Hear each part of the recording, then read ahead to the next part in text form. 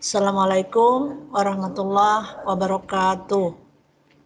Selamat pagi anak-anakku semua. Selamat bertemu kembali pada mata pelajaran PPKN pertemuan yang ketiga.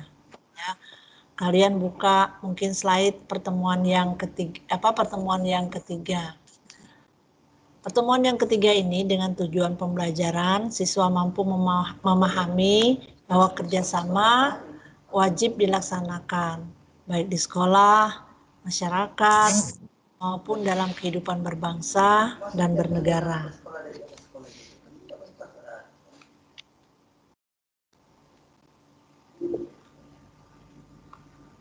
Contohnya, ya, pramuka. Nah, pramuka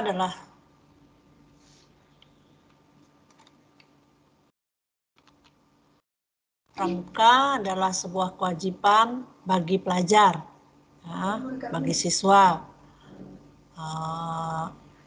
terutama kalian yang bersekolah di SMP Negeri 1 Samarinda, ya.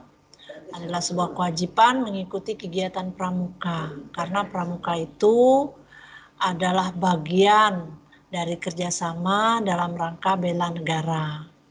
Kenapa pramuka itu wajib bagi semua pelajar? Karena kalian adalah warga negara Indonesia yang mempunyai kewajiban untuk membela bangsa dan negara terhadap ancaman baik musuh dari luar maupun dari dalam, ya. Jadi dengan disiplin berlatih pramuka, maka kalian akan memiliki kemampuan bela negara. Nah, kemudian di dalam masyarakat, ada yang disebut dengan hansip, ya. Nah, kalau kamu nonton sinetron itu ada hansip yang tugasnya di pos-pos RT itu, ya. Nah, itu hansip sama saja. Kalau pramuka pelajar, hansip masyarakat. Itu sama dengan kewajibannya sama dengan pelajar, ya, sama dengan pramuka, yaitu berpartisipasi, memenuhi kewajiban sebagai warga negara untuk membela negara. Itu terlihat dengan jelas pada pasal 30 dan pasal 27 Undang-Undang Dasar 1945. Serta organisasi kemasyarakatan lainnya yang dibentuk oleh pemerintah maupun masyarakat. Nah, misalnya kalau kalian melihat ada baju-baju loreng warna oranye gitu, ya. Nah, itu juga bagian yang disebut dengan organisasi kemasyarakatan yang peruntukannya untuk membela negara, memenuhi kewajiban pasal 30 Undang-Undang Dasar 1945. Nah, ya, yang baju oranye itu kamu kenalkan, pemuda Pancasila itu. Nah, itu adalah bagian dari kewajiban sebagai warga negara untuk membela tanah airnya, ya. Jadi ada 3 contoh kewajiban bela negara, pelajar, masyarakat, ya. Nah, kalau pelajar tadi pramuka, kalau masyarakat itu bisa dalam posisi seorang hansip. Hansip itu pertahanan sipil maupun organisasi kemasyarakatan. Saya beri contoh pemuda Pancasila itu, ya. Nah, kemudian itu tadi kerjasama di bidang pertahanan keamanan. Sekarang kerjasama antar umat beragama. Perlu nggak kerjasama antar umat beragama ini? Ya sangat perlu. Karena apa? Karena agama di tanah air kita ini, ya, tidak hanya satu.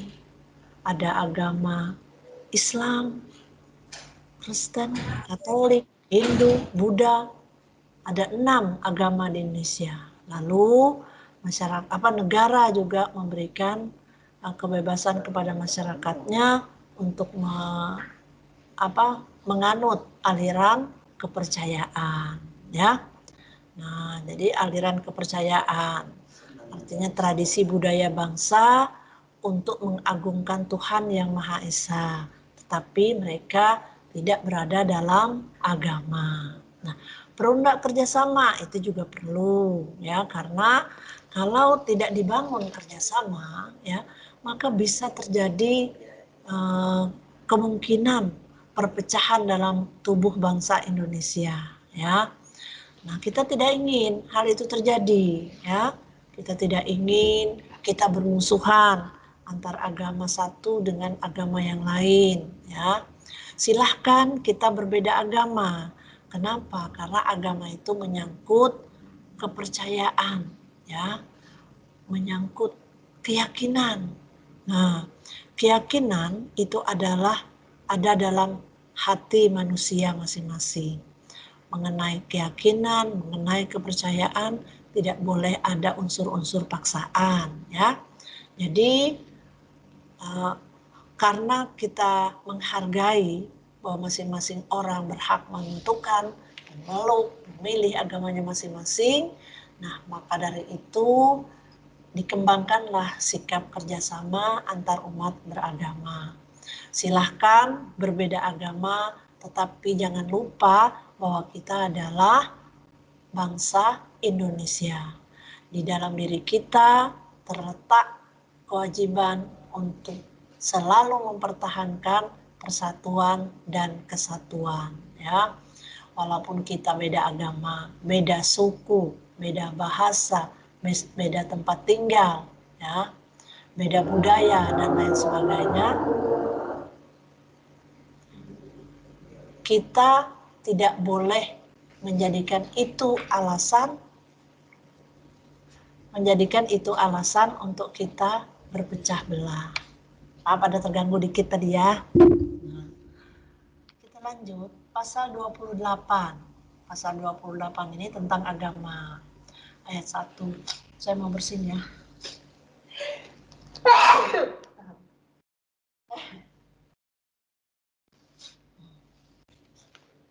Saya ulangi, pasal 28E ayat 1 Undang-Undang Dasar 1945 menyebutkan bahwa setiap orang, setiap diri kita ya, bebas memeluk agama dan beribadat menurut agamanya itu.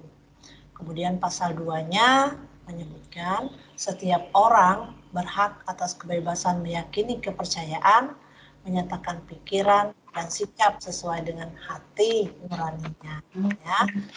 Jadi yang kedinginan Kak Uma. Yang pertama tadi, yang ini ada gangguan dikit ya. Saya berharap kalian tetap konsentrasi ya. Pasal 28E ayat 1 berbicara tentang agama. Pasal 28E ayat 2 berbicara tentang kepercayaan, ya. Nah, jadi artinya kalau agama ada 6, 1 Islam, 2 Kristen, 3 Katolik, 4 Hindu, 5 Buddha, yang terakhir Konghucu. Kemudian itu yang disebut dengan agama-agama yang berlaku dengan syah di tanah air kita ini, ya. Tidak boleh ada lebih dari 6. Nah, itu melanggar undang-undang. Karena undang-undang kita hanya menyebutkan, hanya mengakui 6 agama. Ditambah dengan 1 ayat 2-nya ini. Setiap orang berhak atas kebebasan meyakini kepercayaan sesuai dengan hati nuraninya. Nah, jadi itu tadi ada kepercayaan bahwa bangsa Indonesia bagaimana mengagungkan Tuhan Yang Maha Esa sesuai dengan nilai-nilai Pancasila. Pertama, sila yang pertama, ketuhanan yang Maha Esa. Dilanjut ya, kita lanjut. Pasal 29. Pasal 29 ayat 2 yang saya kutip di sini menyebutkan negara menjamin kemerdekaan. untuk memeluk agama masing-masing, kemudian beribadat menurut agama dan kepercayaan yang dia yakini. Ya, jadi beribadah pun kepada Tuhan Yang Maha Esa itu merupakan hak setiap warga negara. Jadi tidak boleh kita mengintervensi, ya, ikut campur dalam peribadatan agama orang lain. Walaupun orang lain itu saudara kita, teman akrab kita, tetangga kita, itu dilarang. Nah, karena ini menyangkut tentang hak yang sudah ditentukan di dalam Undang-Undang Dasar. Ya, jadi mau mereka beribadah, ya, sesuai dengan kepercayaan mereka itu tidak boleh kita mengganggunya, mengintervensi, ikut campur, melibatkan diri, ya, dalam hal peribadatan agama orang lain atau kepercayaan orang lain, ya. Misalnya saya beri contoh. Nah, kalau kita ini muslim, nah, kemudian kita sholat. Nah, teman kita itu bukan muslim ya, tapi karena kita berteman, kamu ajak sini ya, kita sholat sama-sama dulu. Nah, itu namanya tidak boleh ya, tidak boleh. Karena dia tidak memiliki kewajiban untuk melaksanakan sholat. Karena dia bukan beragama sama dengan kita. Dia bukan pemeluk agama Islam yang wajib sholat 5 waktu. Yang wajib sholat 5 waktu itu kamu, ya. Boleh temanmu juga diajak karena dia bukan satu agama denganmu. Nah, itu contoh yang akan saya berikan.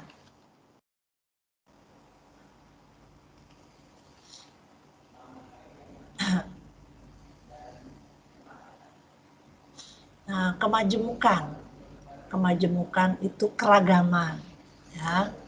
Kita tahu bahwa keragaman bangsa Indonesia itu tidak hanya terjadi dalam suku, bahasa, ya, budaya, tapi juga terjadi dalam agama. Tadi yang seperti tadi yang sudah saya jelaskan. Mau kita punya 6 agama, majemuk, beragam. Kemudian kemajemukan menuntut kita menciptakan kerukunan. Itu sudah saya jelaskan tadi ya. Kerukunan itu apa? Kerukunan adalah suasana yang mencerminkan perdamaian, ketertiban, ketentraman, kesejahteraan, saling menghormati, ada unsur tenggang rasa, ada unsur gotong royong, ya, sesuai dengan ajaran agama dan kepribadian Pancasila, ya. Jadi kepribadian Pancasila itu bagaimana? Beda agama boleh enggak? Boleh. Ya. Beda keyakinan boleh enggak? Boleh. Beda suku boleh enggak? Boleh. Beda bahasa boleh enggak? Boleh. Beda budaya boleh enggak? Boleh. Nah, tetapi yang tidak boleh itu apa? Yang tidak boleh itu adalah perilaku yang di dalamnya terdapat unsur perpecahan, tidak mencerminkan unsur kerukunan. Perilaku harus rukun, agama sendiri-sendiri, budaya sendiri-sendiri, ya, bahasa sendiri-sendiri. Tapi sikap dan perilaku kita haruslah mencerminkan kerukunan. Karena kerukunan itu adalah modal untuk menciptakan persatuan dan kesatuan. Kalau kita kelahi, bisa enggak rukun? Enggak bisa. Kalau kita membenci, bisa enggak rukun? Ya enggak bisa. Ya. Jadi kalau kita iri, dengki, membenci, menghasut, memfitnah, kita tidak akan menemukan kerukunan. Ya. Jadi perilaku semacam itu ya harus dihindari. Ya, tidak boleh kita tumbuh kembangkan dalam sikap dan perilaku kita sehari-hari.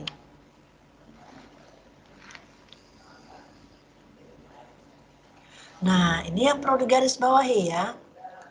bahwa yang dimaksud dengan kerjasama itu bukan antar antar agamanya, bukan. Ya, perilaku kerjasama yang dimaksud di sini adalah di antara umat, di antara warga, ya, di antara masyarakat, bukan kerjasama agamanya. Misalnya agama Islam bekerja sama dengan agama Kristen, Hindu, Buddha, Konghucu. Bukan agamanya yang dikerjasamakan. Misalnya peraturan agama Islam, kemudian dicampur adukkan dengan keyakinan agama yang lain. Nah, itu tidak boleh. Karena yang dimaksud dengan kerjasama ini hanyalah oknum, bukan agamanya. Artinya orangnya ya yang wajib bekerja sama, bukan agamanya. Nah, sikap yang perlu dikembangkan bagaimana?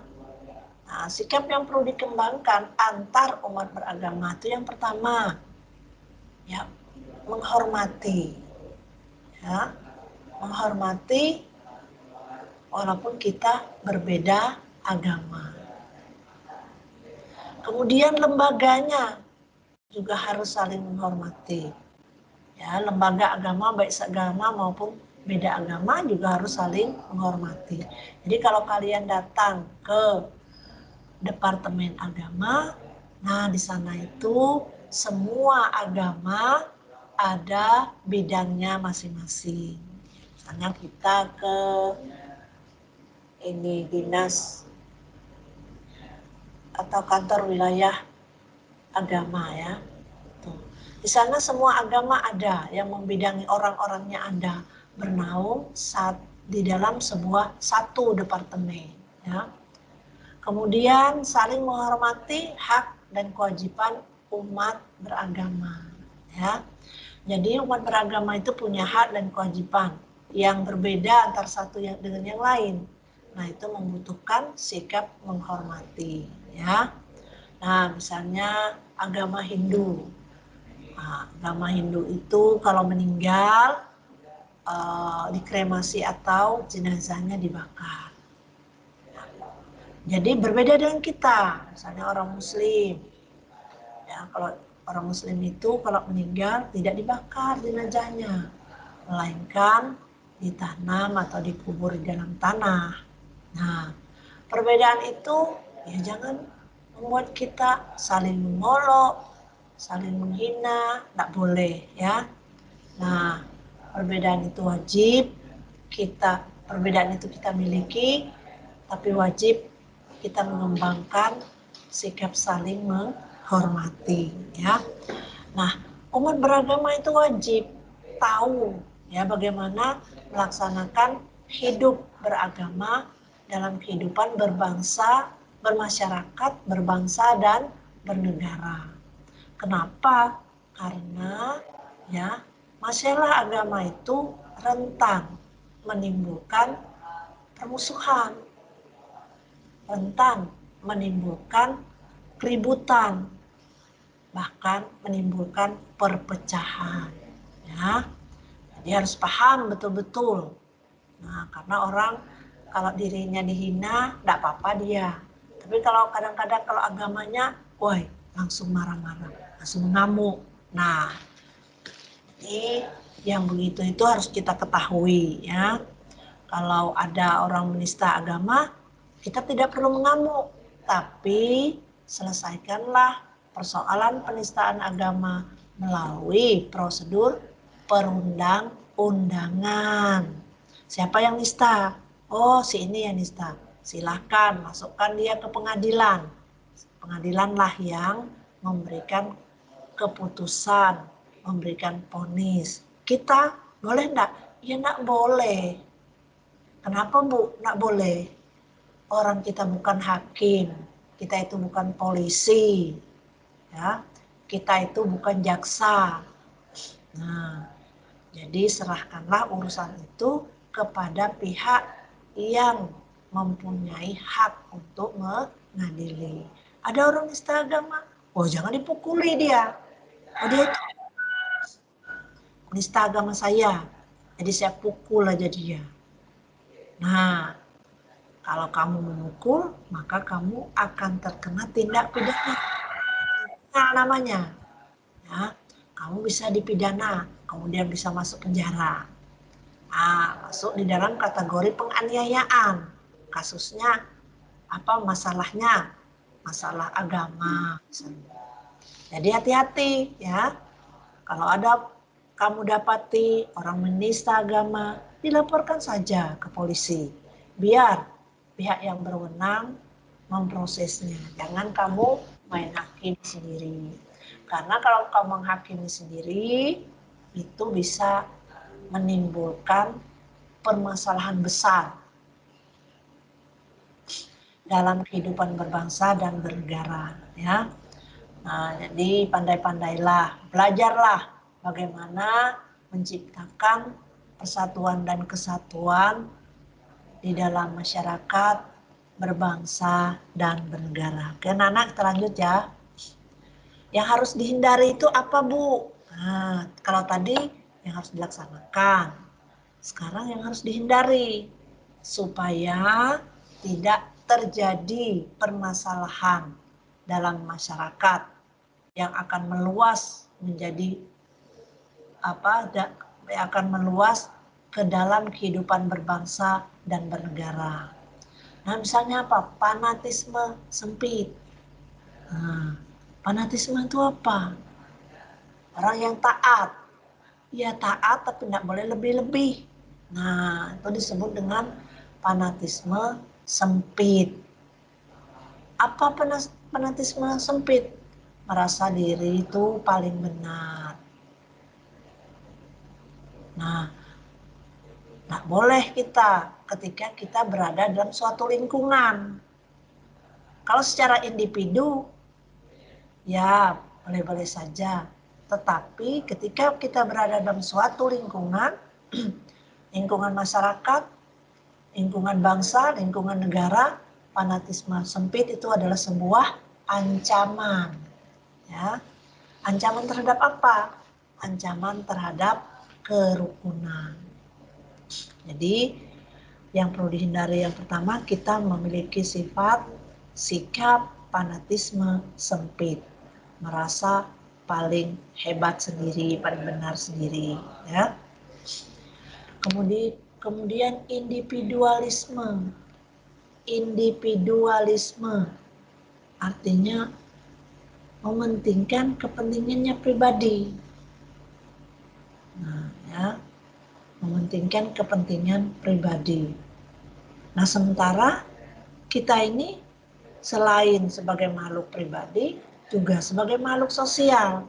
Berarti dalam diri kita ada kepentingan pribadi, ada kepentingan masyarakat.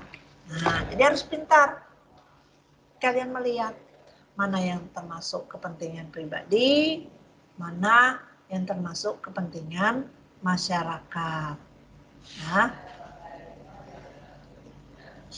Nah, misalnya individualisme mementingkan kepentingan pribadi. Nah, misalnya nih sebentar lagi kita ini kan mau bulan puasa. Nah, mau bulan puasa, kita umat Islam punya kewajiban berpuasa. Nah, kita itu sedang berpuasa. Nah, tiba-tiba ada orang minta tolong sama kita. Wah, enggak bisa. Saya menolong. Saya kan lagi puasa ini. Nah, itu sikap yang namanya mementingkan diri sendiri.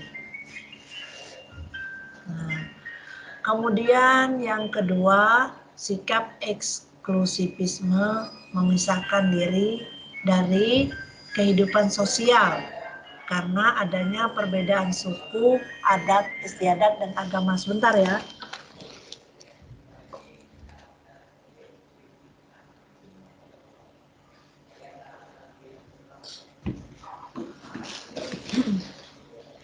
Eksklusivisme. Apa eksklusivisme? Memisahkan diri. Ya. Memisahkan diri dari kehidupan sosial.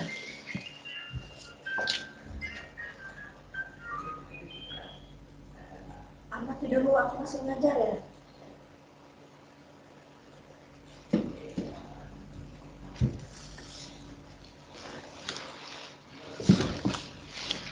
Eksklusivisme, saya ulangi, mohon maaf ya.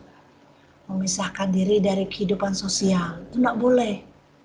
Ya, karena adanya perbedaan suku, adat istiadat, agama maupun bahasa dan lain-lain itu. Kita nggak boleh bersikap eksklusif. Ya, ingat, Pancasila sila yang ketiga, Persatuan Indonesia. Siapapun diri kita, boleh beda agama, boleh beda suku, boleh beda istiadat, boleh beda bahasa, boleh beda budaya. Tapi ingat, dasar negara kita Pancasila.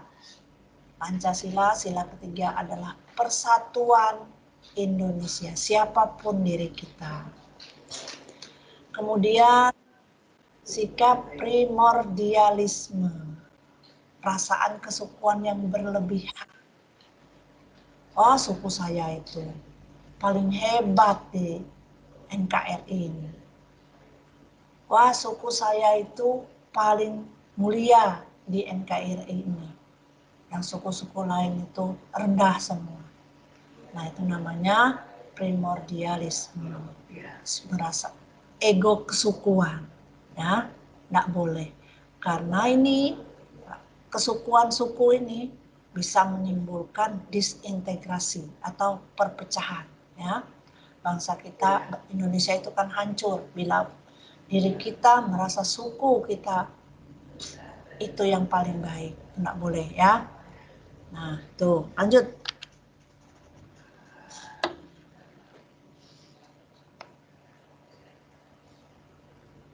Kerjasama akan terwujud jika, nah ini harus tahu. Bagaimana cara mewujudkan kerjasama?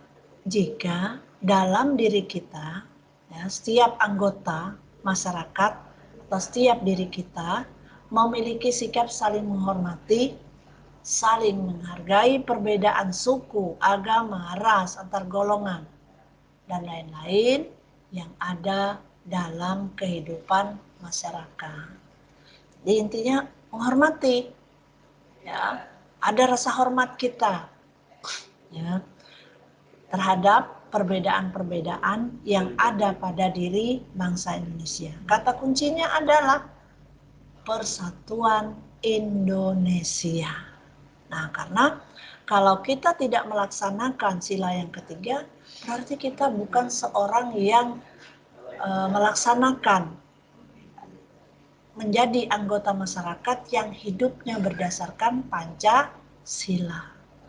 Kurang satu, kita bukan warga negara yang berdasarkan Pancasila. Misalnya sila ketiga kita tidak laksanakan, tidaklah kita menjadi warga negara yang menjadikan Pancasila sebagai filosofi hidup berbangsa dan bernegara. Ya, ingat ya, saling menghormati itu penting. Karena kalau tidak ada sikap saling menghormati, tidak ada sikap saling menghargai, omong kosong kalau persatuan dan kesatuan dapat kita wujudkan. Yang ada hanya kehancuran, yang ada hanya perpecahan bangsa.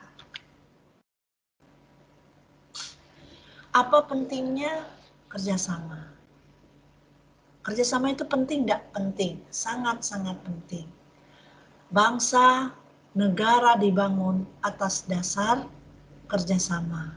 Ya, kalau kita setiap hari ribut, setiap hari berkelahi, setiap hari ada kerusuhan, setiap hari ada pemberontakan, maka energi kita akan terkuras untuk mengatasi hal-hal yang tidak bermanfaat. Ya, hal-hal yang kontraproduktif. Ya, tidak ada hasilnya. Nah, begitu. Kita ribut kelahi. Nah, sementara bangsa dan negara ini harus kita bangun. Negara dan bangsa kita itu harus mencapai kesejahteraan. Sila yang kelima. Ya, keadilan sosial di seluruh rakyat. Kerjasama, apa? Keadilan yang ingin kita wujudkan. Kesejahteraan yang kita ingin wujudkan. Ya, bagaimana caranya? Ya, agar kita bisa mewujudkan pembangunan bangsa dan negara ya melalui kerjasama. Nah, karena kita yakini kerjasama itu punya sejarah yang telah terbukti. Pertama, Indonesia yang dulu dijajah 3,5 abad, 350 tahun, berhasil mendirikan negara itu dengan kerjasama. Dengan persatuan dan kesatuan. Ingat gak kalian? Sumpah Pemuda. Persatuan itu, kerjasama itu. Ya, para pemuda bersatu, bersumpah untuk mengakui bahwa Indonesia itu satu. Satu bangsa, satu tanah air, satu bangsa, satu bahasa. Untuk mewujudkan itu caranya bagaimana? Iya kerjasama, ya harus kerjasama. Nah, karena kerjasama dalam materi pelajaran kita yang pertama, pekerjaan yang berat bisa menjadi ringan. Pekerjaan yang susah menjadi mudah. Pekerjaan yang lama baru selesai bisa diselesaikan dalam waktu yang singkat. Ya, itu kerjasama. Apa itu namanya? Fungsi manfaat kerjasama.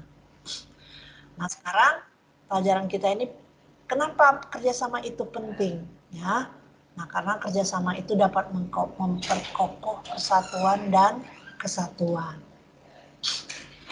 Persatuan dan kesatuan bisa kokoh kalau kita ada kerjasama. Tapi kalau kita tidak memiliki kemampuan bekerja sama, persatuan tidak akan bisa kita perkokoh. Ya. Kemudian mempererat persaudaraan dan kebersamaan. Nah, kita beda agama, berbeda dalam segala hal. Tapi kalau kita dalam diri kita sadar bahwa kerjasama itu penting, maka persaudaraan kita akan menjadi erat. Kemudian kerjasama dapat mendorong timbulnya semangat kekeluargaan dan gotong royong.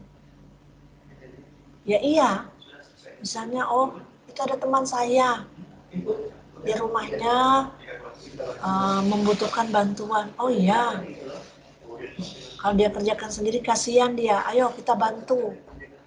Ya, pekerjaan di rumahnya kita selesaikan, kita tolong bersama-sama.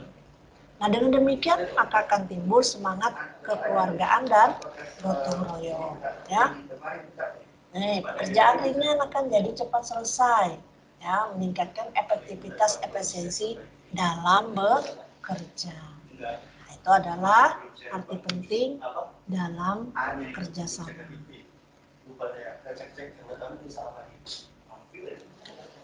Pak, saya jam 10:04 ya, gimana Pak Dede? Pak Dede, waktu saya Pak gimana? Saya 5 menit lagi ya. Anak-anak masih 5 menit lagi ya.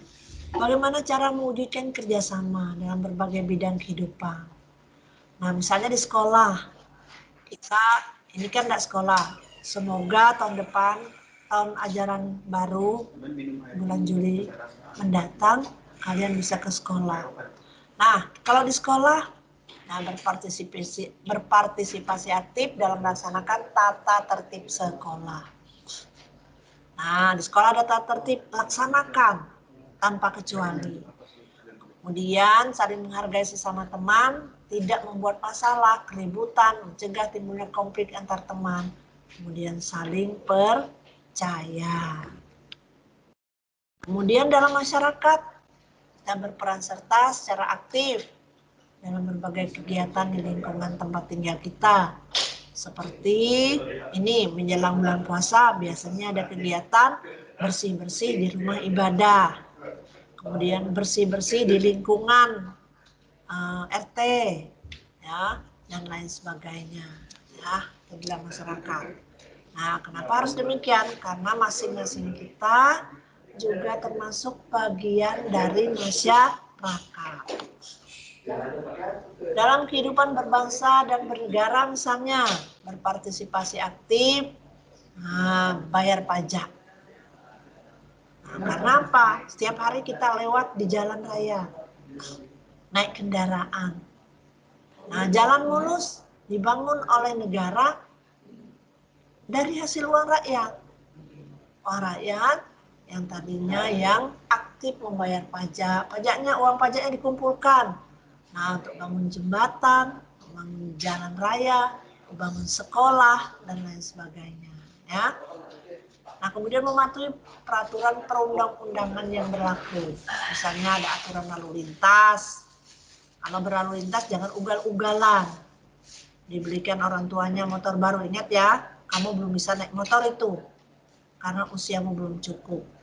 Orang yang naik motor itu sudah bisa pegang SIM, surat izin mengemudi. Tapi tidak jarang kalian itu berkendaraan. Ya. Jika terjadi sesuatu dan lain hal saat kalian berlalu lintas, maka akan merepotkan semua orang. Mau kamu di penjara, ya kamu si anak-anak. Artinya kamu akan merepotkan orang tuamu berurusan dengan negara. Ya. Nah, oke anak-anak. Materi pelajaran PPKN hari ini udah selesai ya, bab 2. Jadi besok PTS-nya didominasi oleh materi pelajaran keberagaman dan bingkai Bhinneka Tunggal Ika. Kemudian materi hari ini sedikit yang kebersamaan, ya, kerjasama ini. Nah, jadi silakan apa yang sudah saya berikan untuk materi semester genap ini, yaitu keberagaman dan kerjasama. Itu adalah soal ujian untuk PTS, penilaian tengah semester. Belajar yang rajin ya, supaya nilaimu bagus semua. Dan bagi yang merasa belum punya nilai ulangan harian dan tugas, saya masih menunggu susulan pengiriman tugas maupun ulangan harian dari kalian.